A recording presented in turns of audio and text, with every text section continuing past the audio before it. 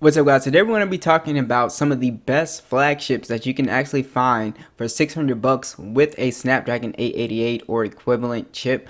So we're going to start off with the Asus Zenfone 8. So this is a pretty good smartphone.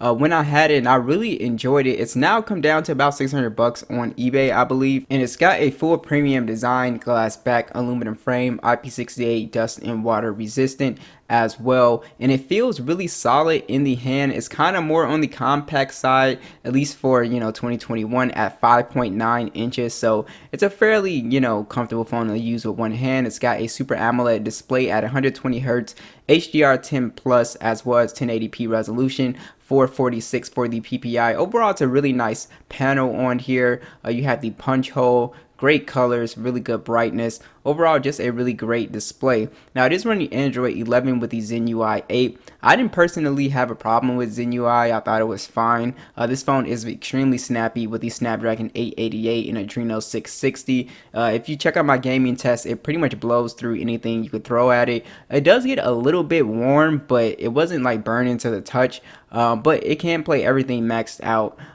So you'll be able to game on this guy no problem.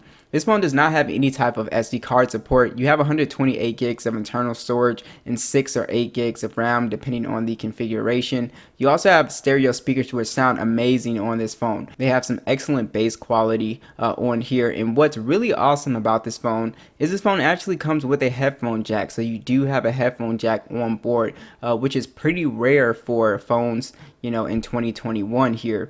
So we do have on here a under display fingerprint sensor which works pretty fast. I did not have any complaints with that. I was really happy about that. Also, NFC is on board for your mobile payments as well, and this phone is packing a very good camera. So it's just a dual camera setup, 64 megapixel standard, 12 megapixel ultra wide with 8K video at 24 frames, which is pretty crazy.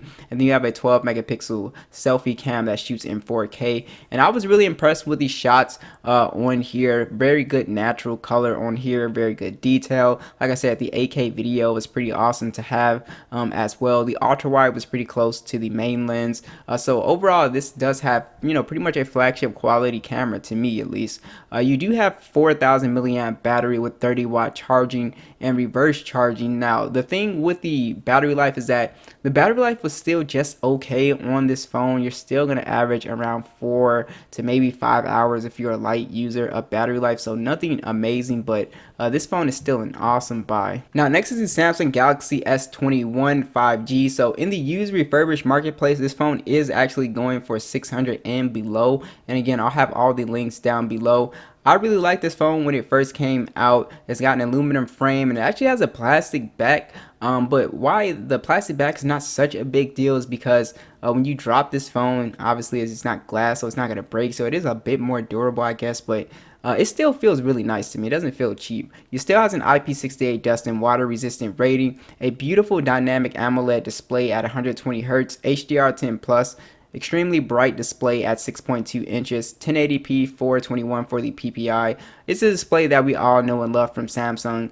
Excellent image quality on this display. The punch hole, very slim bezels. It's a very nice display. I had zero issues with the display on here. Of course, you have an Android 11 with One UI, and in the USA, it is only the Snapdragon 888 version, so that's the version, the only one I know, with the Adreno 660. Again, this is a powerful phone. You'll be able to game on here. I was able to play Fortnite, 60 frames. Pretty much anything you do on this phone is going to be extremely fast. So this is definitely a powerhouse. Really, all of these phones are extremely powerful. Now, unfortunately, Samsung cut the SD card support with this phone, but it does have 128 gigs of internal storage and 8 gigs of RAM. You also have stereo speakers which sound amazing, super loud bass, crystal clear sound on here. Again, no headphone jack. You do have NFC on board with the under the display ultrasonic fingerprint sensor, which is very fast. It's really just a tap and you're in, so I really like that. This does have the Samsung desktop support and the wireless desktop support, which is really awesome. So if you want to beam this phone to a monitor or TV, you will be able to do that. And again, you do have flagship level quality cameras on here, really up there with the best when it comes to, you know, iPhones, pixels. It's really up there. It's a triple camera setup, 12 megapixel standard, 64 megapixel telephoto, 12 megapixel ultra wide. You also get 8K video on the S21 with 24 frames per second, and a 10 megapixel selfie cam that shoots in 4K 60 FPS. So you're getting some really nice shots on here. Great color signs on this phone. Also excellent detail. The telephoto is really awesome with the 3x zoom on here, and also the ultra wide is really close to the main lens as well. So the selfies just came out really nice. I really enjoyed the S21 cameras. Like I said, flagship level quality camera with 8K video is awesome. So you do have on here a 4000 milliamp battery with 25 watt charging, and you also have wireless charging at 15 watts with reverse wireless charging, so you can also charge your earbuds or another phone with this phone if you desire to. Battery life is pretty good on here. I was able to squeeze around 6 to 7 hours of screen on time out of this phone, and again, I'm not in a 5G area, so you probably might get worse screen on time with these phones, but if you're just on standard 4G, then this phone does a fantastic job with battery life. Next is the OnePlus 9. Very underrated. You can pick this up brand new for 600 bucks. I really enjoyed this phone. I think it kind of got overhyped, so that's why you know, people had these huge expectations from the cameras, which I thought was pretty good. But this phone is also an extremely solid phone. Glass back, plastic frame, very nice feeling in the hand, especially if you get the right color. It's IP68, dust and water resistant, only on the T-Mobile version though, which is really strange. You do have a fluid AMOLED display, 120 Hz HDR10 Plus on here, 6.55 inch display, 1080p. 402 for the PPI. Beautiful display on here, super smooth. And like I said, one of my favorite thing about OnePlus phones is the skin. So Oxygen OS with Android 11 is really buttery smooth on this phone, and I love how everything is laid out. That's one of my favorite things about OnePlus phones. You do have the Snapdragon 888 Adreno 660. Again, this phone was very fast in terms of bouncing in and out of applications. I have a full gaming test. It did really well with gaming as well, so really no issues here. Again, this phone lacks SD card support. 128 gigs of internal storage and 8 gigs of RAM is on board here. We also have stereo speakers as well, which sound really loud, great bass quality. Again, no headphone jack on here. NFC is on board with a under the display fingerprint sensor. And I think this phone has very good cameras. I still think it has one of the best ultra wide cameras in any phone that I've tested. It's a 48 megapixel standard and a 50 megapixel ultra wide, and then you have a 2 megapixel monochrome lens as well, and then you have an 8K video at 30 frames per second with 16 megapixel selfie cam that only shoots in 1080p, oddly enough, which it should be in 4K. But yeah, so image quality is really good on here, and again, for a casual smartphone you know, user, I think when you take a photo, you will be more than happy with this phone. Again, if you're a smartphone, you know, camera nerd, then yeah, you compare it to the other ones, and it might lack in some areas with consistency, but overall, I was really happy with the shots that I was getting with the OnePlus 9. So you do have very good battery life on here, a 4500 milliamp battery, and what's crazy about this phone is that you get a 65 watt charging speed. So this thing is extremely fast when it comes to charging. You can charge full, I believe, in 29 minutes, and they actually gave you the charger in the box, which is crazy, right? So you do get wireless charging as well. So OnePlus 9 is definitely a phone I would consider. Next would be the ROG Phone 3 or the ROG Phone 3, however you want to say it. Now, if you can get the ROG Phone 5, I would go for that as well. It's a really nice upgrade. You do get a headphone jack with that one, but this one, it is going to cost more, so that's why I said this one you can find for around like $500 to $600, and this is a really solid phone as well. It's a great little gaming phone, has a glass back, aluminum frame on here, and you have this just really cool design with the RGB lights on the back that you can change the colors and everything. It's a really cool looking gamer phone.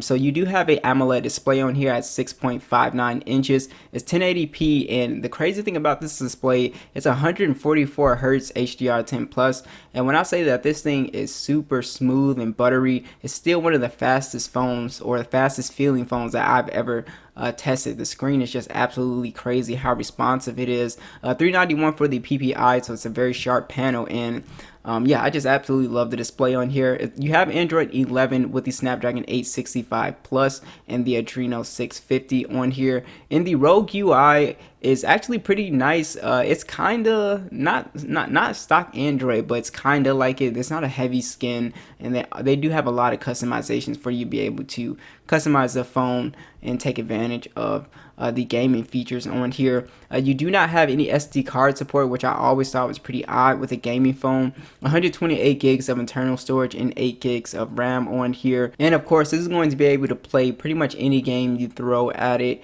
at max settings, no problem. So this is a very powerful phone. Be sure to check out my gaming test on this one. And also, you do get this really cool air triggers with the ROG Phone 2 as well. So if you are interested in that, I thought that was a really cool feature to have. So the coolest thing about this phone is actually the speaker. So you have front-facing speaker setup. That's why you have a little bit of bezel on this phone. And man, these speakers are still some of the loudest and crystal clear sounding speakers that I've ever heard. Excellent bass on here. You actually have 2 dedicated amplifiers on here, so the speakers are no joke. You really feel the speakers on this phone. Excellent quality. Again, still some of the best speakers that I've heard. You also have NFC on this guy as well. The under the display fingerprint sensor is pretty fast. It works no problem. Now the camera setup is a little bit lackluster compared to the other phones. It's 64 megapixel standard, 13 megapixel ultra wide with a 5 megapixel macro. You also have 8K video with a 24 megapixel selfie. And it does fine. It just kind of takes, just normal average photos. I would kind of compare it to like a mid-ranger as far as image quality. So you're not going to be blown away with the image quality, especially compared to these other phones. But it does get the job done for casual photo taker. But most people that are buying these phones, they're gamers, so they're not really checking for the cameras like that. But another highlight with this phone is the massive 6,000 milliamp battery. Again, one of the best phones when it comes to battery life. 30-watt charging on here. You also have reverse charging at 10 watts. Battery life is outstanding on this phone. You can easily squeeze 2 days of battery life out of this phone. Just excellent screen on time with this guy. So definitely check out this phone. Last is the Pixel 6, probably one of the best deals of the year, honestly, especially now that we're seeing how good the 6 series cameras are. So this phone has a really unique design. It really stands out like the 6 Pro. It has a glass back, aluminum frame, IP68 dust and water resistant. You also have an AMOLED 90Hz display, HDR10 Plus at 6.4 inches, 1080p 411 for the PPI. From what I've seen, it's a very nice panel, completely flat edges. You also have the punch hole. You get a pure stock Android experience, which means you'll get updates extremely fast with this phone, which is something that I always appreciate. It's running the Google Tensor chip with the Mali G78. So the Tensor chip is pretty fast. It's kind of equivalent to, I guess, Samsung's Exynos, equivalent to the 888. So I would put it, somewhere around that. But it's a very fast processor nonetheless, and it gets the job done. Also, there's no SD card support on the Pixel 6. You get 128 gigs of internal storage, 8 gigs of RAM on here, stereo speakers, no headphone jack. You do get NFC with a fingerprint scanner under the display as well. You also get on here a 50 megapixel standard and then a 12 megapixel ultra wide with 4K video, 30 or 60, and then an 8 megapixel selfie cam that shoots in 1080p. Basically, you know what you're getting with the Pixel. You're getting some of the best cameras on any smartphone. Takes some excellent photos, so you're getting top quality photos. Some people argue it's one of the best camera phones out right now. I've read some reviews that said that, so it is really nice. I have the 6 Pro that I did a video on if you guys want to check that out. I really love the cameras on there. I think Google's AI image processing is really impressive. You also have on here a 4,614 milliamp battery with 30-watt charging, fast wireless charging at 21 watts with reverse wireless charging. So you should be able to easily get a full day's battery life out of this phone, no problem. So that's my list, guys. Be sure to let me know what you guys think, and I'll catch you guys in the next one.